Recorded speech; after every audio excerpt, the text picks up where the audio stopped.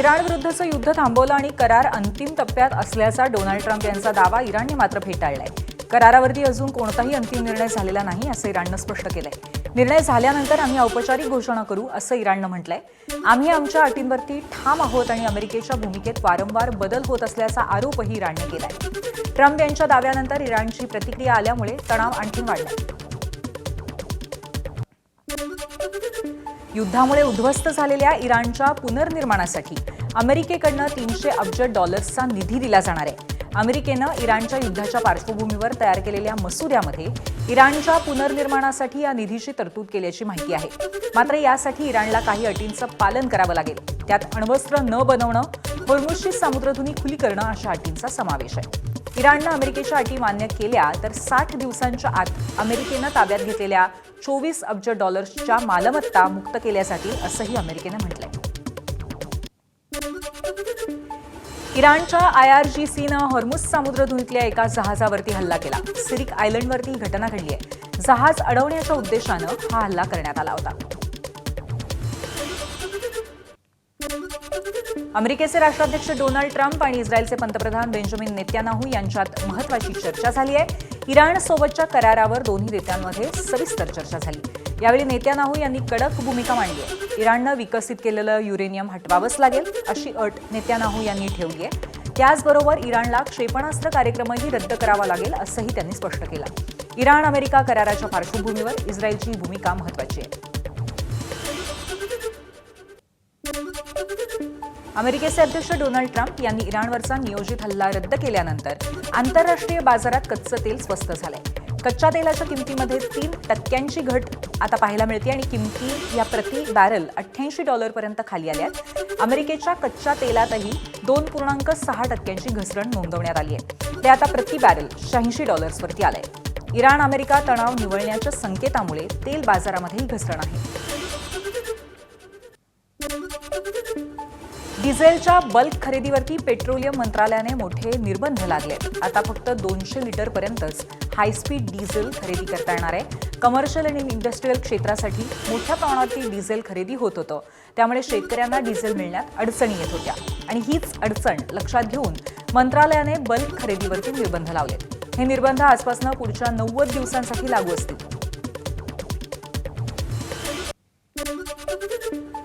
अमेरिकेचे अध्यक्ष Donald Trump यांनी इराणवरती हल्ला करण्याचा निर्णय मागे घेताच जागतिक शेअर बाजारामध्ये उत्साह दिसतोय. अमेरिकेच्या शेअर बाजारात 640 अंशांची मोठी उसळी पाहायला मिळाली. डॉ जोन्समध्ये सुद्धा 929 अंशांची वाढ झाली आहे. त्याचबरोबर S&P निर्देशांक 127 अंशांनी वधारलाय. इराण अमेरिका तणाव निवळल्यामुळे गुंतवणूकदारांचा विश्वास वाढलाय. पण मध्यपूर्वेत तणाव आहेच. इस्रायलने गाझामध्ये पुन्हा हवाई हल्ला केलाय. गाझाच्या रेफ्युजी कॅम्पला इस्रायलच्या हवाई हल्ल्यानी लक्ष्य करण्यात आलं. दुसरीकडे इस्रायलचे इराणवरचे हल्लेही सुरूच आहेत. इराण अमेरिका चर्चा सुरू असतानाही इस्रायलने आपली कारवाई थांबवलेली नाहीये. या हल्ल्यांमुळे मध्यपूर्वेतली परिस्थिती अधिक चिघळण्याची शक्यता आहे. 15 दिवसांच्या घसरणीनंतर आज सोनं आणि चांदीच्या दरात मोठी वाढ झाली आहे. सोन्याच्या दरामध्ये प्रति तोळा $1,700 रुपयांची वाढ झाली आहे आणि आजचा भाव $1,47,200 रुपयांवरती पोहोचलाय.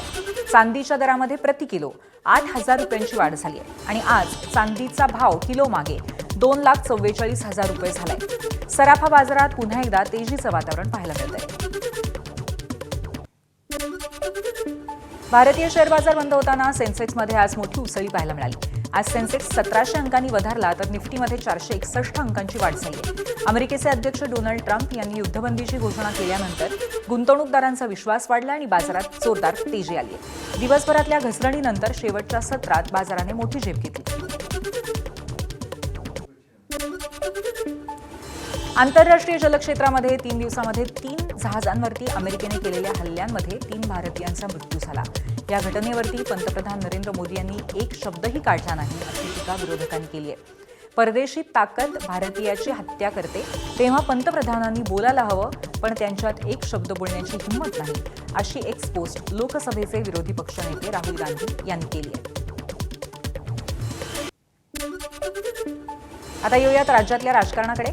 राज्यामध्ये मोठी राजकीय घडामोड घडण्याची शक्यता आहे. शरद पवारांचा राष्ट्रवादी काँग्रेस पक्ष मूळ काँग्रेसमध्ये विलीन होण्याच्या जोरदार चर्चा सुरू आहेत. भाजपला टक्कर देण्यासाठी हा निर्णय होऊ शकतो अशी माहिती सूत्रांनी दिली आहे. राष्ट्रवादी शरद पवार पक्षाच्या विलिनीकरणाबद्दल काँग्रेसकडनं चाचपणी सुरू आहे.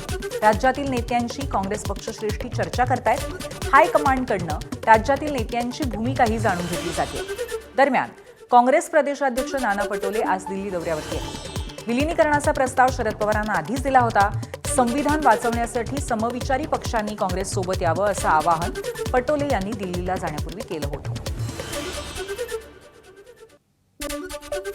राष्ट्रवादीचं पवारसाहेबांचा प्रस्ताव ऑलरेडी त्यांनी पहिलेही दिलेला होता आणि काही कारणास्तव तो उशीर झालेला होता.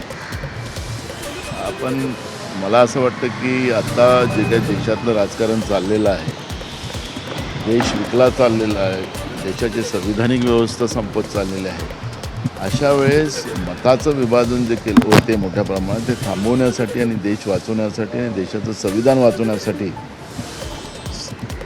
जे काही सेक्युलर विचाराचे पक्ष आहेत त्यांनी सगळ्यांनी एकत्रित यावं अशा पद्धतीची एक प्रक्रिया आता देशपातळीवर सुरू झालेली आहे. राष्ट्रवादीचं पवारसाहेबांचा प्रस्ताव ऑलरेडी त्यांनी पहिलेही दिलेला होता.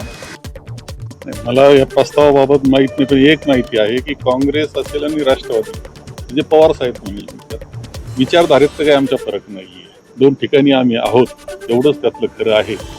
आणि पवारसाहेब हा प्रतिगामी विचार स्वीकारू शकत नाही या मताचा मी आहे. त्यामुळं काही होऊ शकतं. यापूर्वी काय झालं मला माहीत नाही, पण पुढे काही होऊ शकतं. काँग्रेस नेते नाना पटोलेंचा दावा राष्ट्रवादी काँग्रेस शरद पवार पक्षाचे प्रदेशाध्यक्ष शशिकांत शिंदेंनी मात्र फेटाळलाय. काँग्रेसने कधीच विलिनीकरणाचा प्रस्ताव दिला नाही असं म्हणत शशिकांत शिंदेंनी पटोलेंचा दावा फेटाळून लावलाय. शशिकांत शिंदेंनी एबीपी माझाला फोनवरही प्रतिक्रिया दिली आहे. तर विलिनीकरणापेक्षा माझ्या दृष्टीने शेतकऱ्यांचा प्रश्न महत्त्वाचा आहे अशी प्रतिक्रिया शरद पवारांच्या राष्ट्रवादीचे आमदार रोहित पवारांनी दिली आहे. आंदोलनाची भीती घेऊनच विलिनीकरणाची चर्चा पुढे आणली असं आपल्याला वाटतं? मला वाटत नाही. विषय तो नाही आहे. विषय असाच आहे की आता फक्त चर्चा या महाराष्ट्रामध्ये शेतकरी कर्जमाफी आणि शेतकऱ्यांना न्याय देण्याचीच चर्चा पुढच्या काही दिवसांमध्ये त्या ठिकाणी आपल्याला बघायला मिळेल. शरद पवारांच्या राष्ट्रवादीचं काँग्रेसमध्ये विलिनीकरण होणार या चर्चांवर ठाकरेंच्या सेनेचे खासदार संजय राऊतांनी प्रतिक्रिया दिली आहे. शरद पवार हे महत्त्वाचे नेते आहेत. त्यांची विचारधारा ही जन्मतःच काँग्रेसची आहे. त्यांनी यासाठी पुढाकार घ्यावा अशी प्रतिक्रिया संजय राऊतांनी दिली आहे. काँग्रेसमधून बाहेर पडलेल्या प्रत्येक पक्षाला स्वतंत्र मत आणि स्वतंत्र नेता आहे. मग ते बिजू जनता दलाचे नवीन पटनायक असतील, इथे माननीय शरद पवार साहेब असतील, कुठे ते जगन असतील आंध्रमध्ये, सगळे काँग्रेसचे, किंवा KCR असतील, ममता बॅनर्जी असतील, हे सगळे काँग्रेसमधून बाहेर पडलेले आहेत. मी इतकंच म्हणालो, जर असं होणार असेल तर ज्येष्ठ नेते शरद पवार यांनी त्यात पुढाकार घेतला पाहिजे. ते महत्त्वाचे नेते आहेत. त्यांची विचारधारा ही जन्मतःच काँग्रेसपासून आहे. त्यांनी या सगळ्यासाठी पुढाकार घेऊन एक मजबूत राष्ट्रीय काँग्रेस पक्ष पुन्हा नव्यानं उभा केला तर आमच्यासारखे जे प्रादेशिक पक्ष आहेत त्यांनाही बळ मिळेल. मुख्यमंत्र्यांनी काँग्रेस बुडतं जहाज असल्याचं म्हटलं, मात्र त्यांच्या या वक्तव्यावरती काँग्रेस प्रदेशाध्यक्ष हर्षवर्धन सपकाळांनी प्रतिक्रिया दिली आहे. 12 वर्षांपूर्वी तुम्ही काँग्रेसमुक्त भारताचा नारा दिला, मात्र आजही भाजपसमोर काँग्रेस सक्षम विरोधी पक्ष म्हणून उभा असल्याचं सपकाळ म्हणाले. महाराष्ट्राच्या मुख्यमंत्र्यांनी सांगितलं की काँग्रेस दुःख जहाज आहे. मला त्यांना आठवण करून द्यायची आहे की 12 वर्षापूर्वी काँग्रेस मुक्त भारत अशा प्रकारच्या वल्गना आपण केल्या होत्या. आज भाजपच्या विरोधात एकच सक्षम पर्याय हा काँग्रेस आहे. ज्या राहुल गांधींच्या बद्दल आपण अपप्रचार केला, आज मोदींपेक्षा अधिक लोकप्रिय आहे आणि हा एकमेव खमका पक्ष आहे अशी असणारी आज काँग्रेस पक्षाची स्थिती आहे. आणि शरद पवार डुबत्या जहाजामध्ये पाय ठेवतील असं वाटत नाही अशी प्रतिक्रिया मुख्यमंत्री देवेंद्र फडणवीसांनी दिली आहे. मात्र असं झाल्यास आम्हाला अधिक पॉलिटिकल स्पेस निर्माण होईल असा विश्वासही फडणवीसांनी व्यक्त केलाय. तर काँग्रेसचा इतिहास शरद पवार आणि सुप्रिया सुळेंना माहीत आहे, त्यामुळे ते असा निर्णय घेतील असं वाटत नसल्याची प्रतिक्रिया मंत्री चंद्रशेखर बावनकुळेंनी दिली आहे. काँग्रेस हे बुडतं जहाज आहे. त्यामुळे त्या बुडत्या जहाजामध्ये पाय ठेवतील अशी मला शक्यता वाटत नाही. तथापि राजकारणात हायपोथेटिकल बोलायचं नसतं, पण मी तुम्हाला सांगतो, कोणी पाय ठेवला तर त्याचा आम्हाला फायदा आहे, आम्हाला नुकसान नाही. याचं कारण आम्हाला अधिकची पॉलिटिकल स्पेस ही त्याच्यामुळे उपलब्ध होते. त्यामुळे आमचं याच्यावर कुठली आमची प्रतिक्रिया नाही. आम्ही फक्त बघतो, वेट अँड वॉच. मला वाटत नाही की शरद पवार साहेब किंवा सुप्रियाताई सुळे जसा निर्णय करतील. निर्णय केला तर शुभेच्छा आहे त्यांना, पण काँग्रेसचं काय त्यांचा इतिहास राहिला हे पवार साहेबांनी सुप्रियाताईला माहिती आहे. काँग्रेसमध्ये कोणी कोणाला विचारत नाही. एका घराणेशाहीमध्ये पक्ष पुढं जातो आहे. अशा पक्षामध्ये जिथे सार्वजनिक स्वरूपाने कुठलाही निर्णय होत नाही, जिथे कुठलाही कोर कमिटी किंवा त्या ठिकाणी काही पार्लमेंटरी बोर्डात निर्णय होत नाही, एकाधिकारशाही चालतं, अशा पक्षामध्ये मात्र मला असं वाटतं फार काही कोणी जाणार नाही. आणि काँग्रेस पार्टी आता अशी झाली आहे, तिला शेवटची घरघर लागलेली आहे. त्यामुळे डुबत्या जहाजात मला वाटतं कोणी बसणार नाही. शरद पवारांची राष्ट्रवादी आणि इतर छोट्या पक्षांचं काँग्रेसमध्ये विलिनीकरण याबद्दल सुरू असलेल्या चर्चांवरती भाजपच्या इतर नेत्यांनीही टीका केली आहे. काँग्रेस बुडती नाव असल्याची टीका मंत्री चंद्रकांत पाटलांनी केली आहे. तर राज्यात सक्षम विरोधी पक्ष राहिला पाहिजे, त्यांना माझ्या शुभेच्छा असल्याची प्रतिक्रिया गिरीश महाजनांनी दिली आहे. काँग्रेस ही बुडती नाव आहे. त्यात राष्ट्रवादी जर जॉईन व्हायला म्हटली तर सगळे त्या पहिल्या नावेतून, शरद पवार नावेतून पळून जातील. आणि जो त्यांना चांगला चॉईस आहे ते जातील. सध्या चॉईस BJPचं आहे, मोदीजींचं नेतृत्व आहे, देवेंद्रजींचं नेतृत्व आहे. आणि त्यामुळे आगामी 20-25 वर्ष ग्रामपंचायत ते लोकसभा फार काही प्रॉब्लेम दिसत नाही लोकांना. मग लोक विकासाची कामं त्यांची करून घेण्यासाठी, त्यांचं नेतृत्व प्रस्थापित करण्यासाठी काँग्रेस प्रिफर करतील की BJP प्रिफर करतील? शुभेच्छा आहेत त्यांना.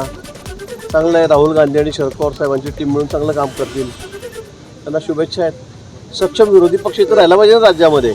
आता काही शिल्लकच राहिलेलं नाही. तुम्ही ठेवत नाही ना, सगळ्यांनी वेगवेगळं होऊन पाहिलं, एकत्र होऊन पाहिलं, पण कुठे काय. तुम्ही ठेवत नाही विरोधी पक्ष. आता परवाच उद्धवजींनी विचारलं त्यांना त्यांच्या बैठकीमध्ये दिलेला की आपला चेहरा कोण, अजून परत भानगडी सुरू झाल्यात. पंतप्रधान पदाचा पुढचा चेहरा कोण विचारलं तर ते सुद्धा ते सांगू शकत नाही, सांगू शकणारही नाही. नाहीतर ते सगळे अजून परत वेगवेगळे होतील. त्यामुळे राज्यात असेल काय, देशात असेल काय, सगळे 12 वाजलेले विरोधी पक्षाचे आपण बघतात. पुढची बातमी बघूयात. अजित पवारांच्या अपघाती निधनानंतर राज्याचं अर्थखातं मुख्यमंत्री देवेंद्र फडणवीसांकडे आलं. आता 6 महिन्यानंतरही अर्थखातं राष्ट्रवादीला देण्यासंदर्भात कोणतीही हालचाल नाहीये. यावरून उपमुख्यमंत्री सुनेत्रा पवारांनी काही दिवसांपूर्वी बैठकीमध्ये नाराजी दर्शवली होती. या संदर्भात मुख्यमंत्री फडणवीसांनी आज तरी अर्थखातं माझ्याकडेच असल्याचं सांगितलंय. त्यामुळे मुख्यमंत्र्यांना या वाक्यातनं नेमकं काय सुचवायचंय या संदर्भात सध्या जोरदार चर्चा रंगली. दरम्यान राष्ट्रवादी अर्थखात्यासाठी आग्रही असल्याचं आगामी काळामध्ये यावरनं वाद निर्माण होण्याची शक्यताही आहे. आज राज्यामध्ये अनेक शेतकरी असे आहेत की जे आपला माल एक्सपोर्ट करत आहेत. अनेक शेतकरी असे आहेत की जे त्या ठिकाणी शेतीमध्ये मोठं परिवर्तन करून मॉडेल शेती तयार करतायत, शेतीला फायद्यामध्ये आणतायत. पण जो गरीब शेतकरी आहे त्याला अजून मदत करावी लागेल. ती मदत राज्य सरकार करेल आणि त्यालाही सक्षम बनवेल. आणि अर्थ खात्याच्या संदर्भात आज तरी अर्थ खातं माझ्याकडे आहे. विधान परिषदेच्या बदल्यात शिवसेनेला रायगडचं पालकमंत्रीपद मिळणार अशी चर्चा सुरू असताना आता रायगडचं पालकमंत्रीपद मंत्री भरत गोगावले यांना येत्या 15 ऑगस्ट अगोदरच मिळेल असा विश्वास आमदार महेंद्र दळवी यांनी व्यक्त केलाय. भरत गोगावले यांच्या रूपात आम्हाला रायगडचे पालकमंत्रीपद मिळेल असा विश्वास त्यांनी व्यक्त केलेला आहे. तर गोगावलेंनीही पालकमंत्री पदाचा तिढा निश्चित सुटेल असा विश्वास व्यक्त केलाय. महायुतीचा धर्म पाळत असताना महाराष्ट्राचे मुख्यमंत्री नक्की आदेश देतील आणि बरेचशेच्या रूपाने काही दिवसातच आम्हाला रायगडला पालकमंत्रीपद मिळेल. पण निश्चित आहे की आम्ही मागच्या वेळेला त्यांच्या पालकमंत्रीपदात स्थगित दिली. याचाच अर्थ असा आहे की आमचा त्याच्यावर क्लेम आहे आणि मग ह्या निवडणुकीदरम्यान जी काय बरेचशे आणि त्यांनी चर्चा केली त्या अनुषंगाने मला असं वाटतं की येत्या 8 दिवसामध्ये 15 ऑगस्टच्या आतमध्ये बरेचसे आमचे पालकमंत्रीपद निश्चित येतील आणि माझ्या जिल्ह्याला नक्की नाही देतील. त्या 15 ऑगस्टच्या अगोदरच आम्हाला पालकमंत्रीपद आणि भरत गोगावलेंच्या रूपानं रायगड जिल्ह्याला पालकमंत्रीपद मिळेल. होईल, चर्चा झालेली आहे, तसं ठरलेलं आहे आणि आता व्हायला हरकत नाही असं आम्हाला वाटतं. येत्या 15 ऑगस्टच्या अगोदरच आम्हाला पालकमंत्रीपद आणि भरत गोगावलेंच्या रूपानं रायगड जिल्ह्याला पालकमंत्रीपद मिळेल. होईल, चर्चा झालेली आहे, तसं ठरलेलं आहे आणि आता व्हायला हरकत नाही असं